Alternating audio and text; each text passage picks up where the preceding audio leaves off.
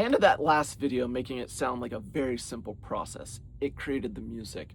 The reality is this was a very time-intensive endeavor.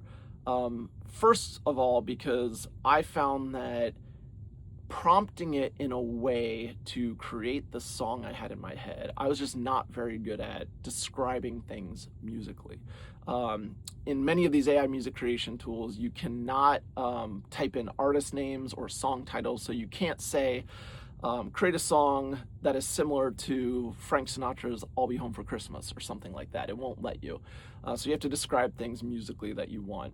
And it can work with very, very low-level, simple prompts.